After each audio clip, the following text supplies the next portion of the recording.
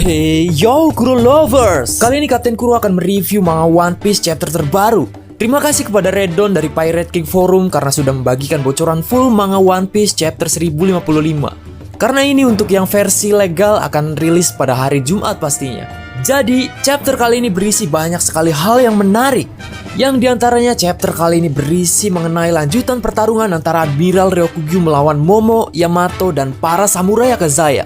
Kemudian keberadaan Road Poneglyph di negeri Wano yang masih menjadi misteri akhirnya ditemukan oleh Nico Robin dan Lau melalui mantan shogun negeri Wano yaitu Kozuki Sukiyaki yang diantara lain adalah ayah dari Kozuki Oden. Kemudian Shanks dan bajak laut rambut merah juga terlihat lagi di chapter kali ini. Penasaran dengan kelanjutan ceritanya? Tapi seperti biasa sebelum kita berlayar lebih dalam lagi jangan lupa klik tombol like, komen, dan juga subscribe dulu ya. Kalau sudah, terima kasih. Chapter 1055 kita kali ini diberi judul Era Baru. Color spread minggu ini adalah poster One Piece Film Red yang digambar oleh Oda bersama Luffy, Shanks, dan Uta. Chapter kali ini dimulai di ibu kota bunga. Nami, Tama, dan Zeus sedang menikmati pesta dan makanannya. Di luar kota, Momonosuke dikalahkan oleh Ryokugyu. Yamato ingin pergi membantunya tetapi Momonosuke bersikeras bahwa dia tidak boleh ikut campur dalam pertarungan. Kemudian Raizo terlihat menggunakan tekniknya Ninpo Maki-Maki no Jutsu untuk menembakkan serangan api ke Ryokugyu. Kemudian Ryokugyu bertindak seolah-olah dia terpengaruh oleh serangan Raizo, tapi dia bercanda. Lalu Ryokugyu menggunakan tekniknya yang bernama Bokarin Fireproof Forest dan melepaskan diri dari api. Nah, di sini Ryokugyu berkata, "Apakah kau berpikir akan benar-benar mengalahkan seorang Laksamana Marinir dengan mengandalkan kekuatan yang jelas seperti itu? Lemah." Kemudian Ryokugyu menusuk tubuh Raizo dengan salah satu cabangnya dan mulai menghisap nutrisi Raizo. Kemudian Kawamatsu mencoba membantunya tetapi cabang dan akar yang dia potong tumbuh terus-menerus. Akhirnya Ryokugyu juga menangkap Denjiro, Kawamatsu, dan Nekomamushi. Kemudian kita menuju ke ruang rahasia Kozuki Sukiyaki. Kita melihat bahwa ada jalan rahasia yang mengarah ke tangga panjang terbuka di dalam tanah. Sukiyaki dan Robin sedang berjalan menuruni tangga bersama Lau. Robin bertanya pada Lau, apakah dia berhasil mengikutinya dengan aroma tubuhnya? Tapi Lau bilang dia bukan seorang hiena. Lau tidak bisa menemukan Robin dengan krunya di pesta, jadi dia mencarinya. Sukiyaki berkata dia tidak pernah memberitahu Kaido dan Orochi tentang lorong ini. Tapi karena salah satu anggota bajak laut Beast, Jack, adalah seorang gyojin atau manusia ikan, tidak butuh waktu lama bagi mereka untuk menemukan Poneglyph. Kemudian Robin bertanya mengapa gyojin bisa menemukannya. Kemudian Sukiyaki mengatakan kepadanya bahwa lebih baik mereka mencari sendiri jawabannya. Sukiyaki mulai menceritakan kisah Wano Kuni, tapi Robin menyelanya saat dia melihat cahaya lubang di lorong. Robin bertanya, "Apa itu?" Kemudian Sukiyaki mengatakan kepadanya bahwa dia bisa pergi untuk melihat apa yang ada di sana karena ada kaca yang menghalangi air. Karena mereka sekarang berada di kedalaman dasar laut ya. Robin merangkak melalui lubang, tapi Lau berteleportasi dengannya. Mereka berdua melihat melalui kaca dan melihat reruntuhan kota kuno di bawah laut. Sukiyaki memberitahu mereka bahwa reruntuhan ini adalah tanah lain dari Wano Kuni yang ada sekitar 800 tahun yang lalu. Berkat air, itu bukanlah air laut. Reruntuhannya awet dalam kondisi baik. Sukiyaki menjelaskan apa yang terjadi dengan negara Wano Kuni kuno itu. Dahulu Wano Kuni adalah negara besar, sekitar 3 kali lebih besar dari Wano Kuni sekarang. Itu terletak di bagian bawah Gunung Fuji, tingkat yang sama dari laut. Kemudian pada satu titik dalam sejarahnya, tembok besar yang mengelilingi pulau itu dibangun dan negara itu terkunci. Kemudian air hujan mulai menumpuk dan membanjiri seluruh negeri. Setelah itu, air hujan mencapai bagian tertinggi dari dinding dan air mulai turun menciptakan air terjun yang besar yang harus didaki oleh Luffy atau bajak laut Big Mom saat memasuki negara Wano Kuni. Orang-orang memutuskan untuk meninggalkan Wano Kuni asli dan membangun negara baru di sekitar lereng Gunung Fuji yang merupakan Wano Kuni saat ini. Kemudian mereka mencapai bagian bawah tangga dan Sukiyaki membuka pintu rahasia yang memberikan akses ke ruang besar tempat Road Poneglyph berada. Robin mengatakan bahwa jika mereka dapat menemukan satu lagi, mereka akan dapat melakukan perjalanan ke Laut Tel. Sukiyaki mengatakan bahwa ruangan ini berada di lantai tertinggi di dalam gua di dasar Gunung Fuji. Dan yang jauh berada di bawah adalah senjata kuno, Pluton.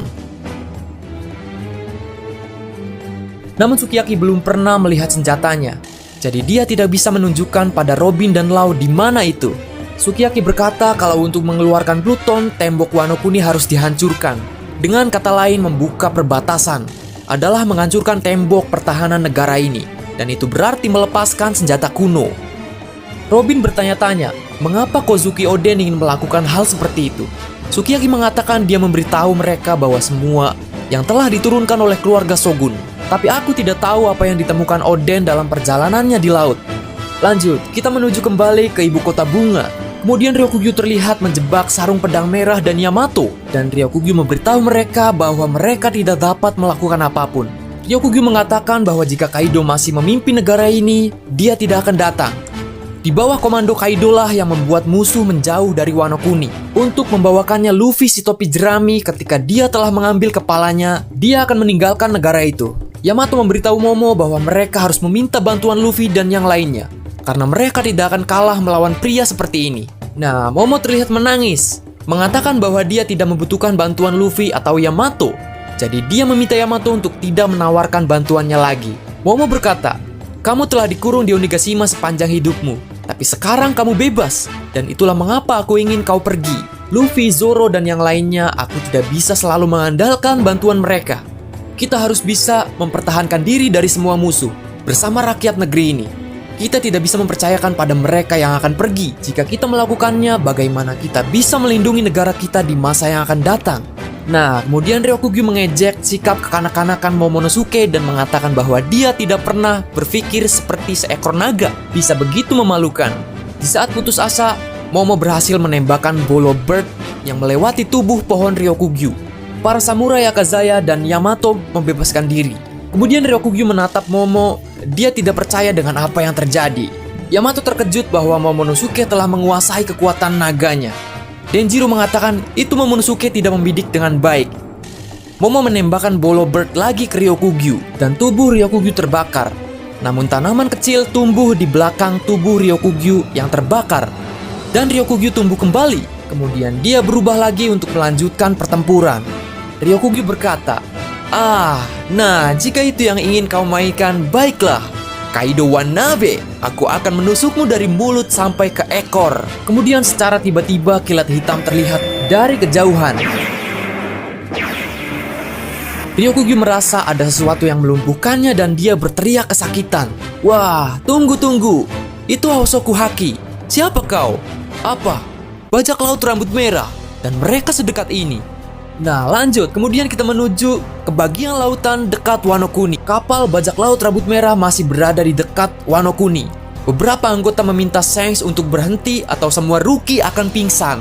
Shanks berkata, "Aku tidak akan mengatakan itu hal keji, tapi seorang admiral mengincar mereka. Daun baru yang baru saja mengubah sejarah bajak laut. Aku pikir itu rasanya tidak enak." Seperti yang Shanks katakan, ini kita bisa melihat beberapa kenangannya bersama Luffy ketika Luffy melukai dirinya di bagian bawah matanya. Momonosuke saat kecil bersama Oden, Hiyori saat dia lahir, dan kita juga melihat siluet yang tampaknya adalah Uta, karakter dari One Piece Film Red, yang merupakan putri Shanks. Kemudian kita melihat panel Shanks dari dekat, dia terlihat sangat marah. Kemudian Shanks berkata, "Apakah kamu begitu takut dengan era baru yang akan datang?" Kemudian kita kembali ke dalam pertarungan Ryokugyu melawan samurai Akazaya. Green Bull kembali ke dalam bentuk normalnya dan mengatakan dia tidak berniat melawan Shanks dan krunya untuk tidak sekarang dan akhirnya memutuskan untuk pergi. Nah, kemudian Yamato merayakan dengan Momonosuke dan para samurai Akazaya. Momo menangis dengan gembira. Di Bokota Bunga kita melihat Brook, Usopp, Chopper, dan Franky masih berada di pesta dengan Hiyori dan Otoko. Kemudian kita menuju keluar kota, dan di situ ada Luffy yang sedang duduk bersama Zoro, Sanji, dan Jinbe. Luffy berkata, dia pergi sambil tertawa, si. Sanji menjawab, sepertinya mereka tidak membutuhkan bantuan kita. Zoro pun berkata, Momo, aku terkesan. Jinbe merasa kalau haki itu sangat mengesankan. Luffy menjawab, iya, apa itu ya? Nah, kita sudah sampai di akhir chapter. Luffy tersenyum saat melihat kapal bajak laut rambut merah bergerak menjauh dari laut Wano Kuni. Luffy berkata kalau wajah yang familiar muncul di pikirannya. Nah, itu dia guys, isi dari One Piece chapter 1055. Overall banyak sekali sesuatu yang sangat menarik di chapter kita kali ini dan sesuatu yang mengejutkan seperti bajak laut rambut merah yang masih berada di dekat Wano Kuni. Baru haki rajanya aja yang keluar. Gimana kalau Shanks dan krunya turun untuk bertempur melawan Ryokugi? Wah, kalau ini lebih seru lagi kalau Oda menggambarkan seperti itu ya. So, jadi untuk minggu depan chapter akan tetap rilis seperti biasanya. Ya, mungkin segini dulu. Kapten Kurama mau cabut dulu guys. Sampai jumpa di video selanjutnya.